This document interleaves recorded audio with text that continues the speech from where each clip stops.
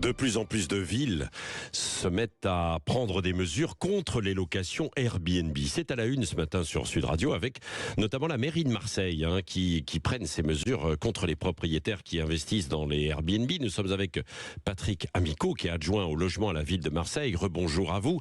Alors, quelles sont ces mesures Il y a notamment quelque chose d'assez radical, c'est-à-dire que si quelqu'un met son logement en Airbnb, vous lui demandez d'investir dans un autre logement, c'est ça ? Alors, soyons précis. D'abord, ce n'est pas spécifique à Airbnb, ce sont pour l'ensemble des résidences meublées de tourisme. Oui. Airbnb est qu'une plateforme, ça peut être aussi Booking, Abritel ou d'autres. La deuxième chose, c'est on ne parle que des résidences secondaires. Oui. C'est-à-dire que chacun peut et pourra continuer à louer très normalement sa résidence principale, comme le prévoit la loi, 120 jours par an, en résidence meublée de tourisme. Voilà.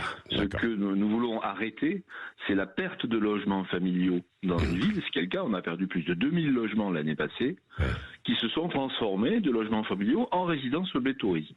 C'est cela que nous voulons arrêter parce que 70% des personnes qui possèdent ces logements-là ne sont pas marseillais, ce sont des résidences secondaires pour des gens qui habitent en dehors par des gens qui habitent en dehors de la ville. Ouais. Donc c'est en fait pour amener à obliger à recréer à la première résidence secondaire la même surface en logement familial que nous allons changer, et ce bien sûr où que l'on soit dans les arrondissements concernés.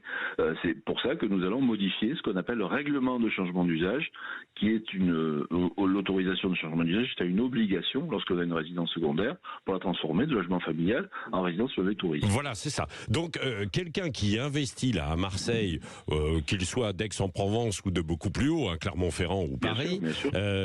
S'il investit et qu'il veut mettre son logement en Airbnb ou d'autres plateformes, il devra demander une autorisation, c'est ça ? Alors, il doit déjà la demander, puisqu'actuellement, elle est délivrée sans compensation, c'est-à-dire sans demande de recréer la même surface en logement familial, pour la première résidence secondaire, et cette autorisation, elle est donnée pour 4 ans. Donc, celles qui vont arriver à échéance retomberont bien sûr dans la nouvelle réglementation. Et pour les nouvelles qui sont demandées aujourd'hui ou qui feront suite à celles qui sont arrivées à échéance, nous demanderons dès la première résidence secondaire la création de la même surface en logement familial que celle qui est transformée en Airbnb.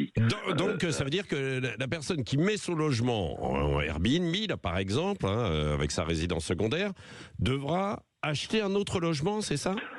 Absolument, soit acheter un logement, soit acheter une surface de bureau qu'elle transforme en logement, soit dans certains cas des commerces, mais c'est beaucoup plus rare, qui pourraient éventuellement se transformer en logement, mais c'est la création de nouveaux logements. Oui. Bon, et est-ce que c'est légal ? Parce que je sais que dans quelques autres villes où il y a eu des mesures municipales qui ont été prises, à Saint-Malo, du côté de La Rochelle, etc., il y a eu des recours par des associations de propriétaires.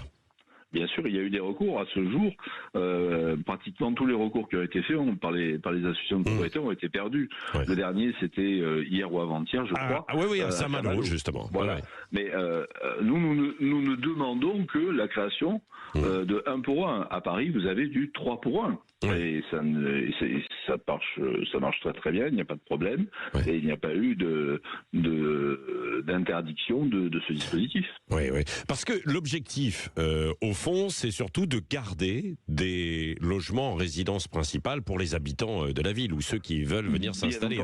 C'est ça, Patrick Amico. Parce que vous manquez de logements, vous avez une crise immobilière aussi à Marseille ? La crise immobilière à Marseille est énorme. Alors, elle est partout énorme dans le territoire. On y résiste peut-être un petit peu mieux à Marseille qu'ailleurs. Mais pour vous donner une simple idée, nous avons aujourd'hui 50 000 demandeurs de logement. Donc, on voit bien que on ne peut pas se permettre, alors qu'on devrait produire 4 500 logements par an, on ne peut pas se permettre d'en perdre 2000 chaque année. Simplement par le fait qu'ils soient transformés en résidence pour le tourisme. Il faut équilibrer absolument le tourisme et la résidence principale. Ce n'est pas du tout une bagarre que nous menons contre les touristes ou contre le tourisme, absolument pas. Mais à un moment donné, c'est un équilibre à trouver.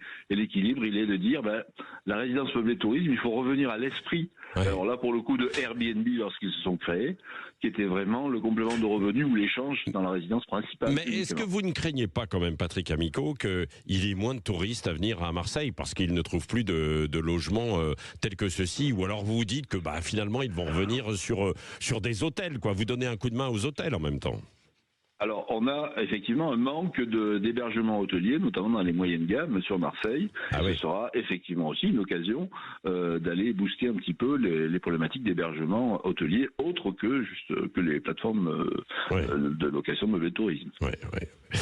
Merci. Écoutez, on va suivre ça, Patrick Amico, et évidemment, il y a d'autres villes qui vont peut-être emboîter le pas, puisque je le disais, il y en a beaucoup qui réfléchissent, notamment des villes qui sont assez touristiques pour prendre de telles mesures. Et puis, si vous êtes du côté de Marseille, que vous nous écoutez, vous l'avez peut-être vu, Patrick Amico, il y a une campagne actuellement de Sud Radio dans toute la ville, évidemment, pour écouter Sud Radio sur le 95.1. Et si vous voyez ces panneaux avec Sud Radio, vous allez faire une photo et vous allez vous publier sur le site de Sud Radio et vous serez récompensé. Merci en tout cas d'avoir été avec nous, Patrick Amico, ce matin, adjoint au logement à la ville de Marseille.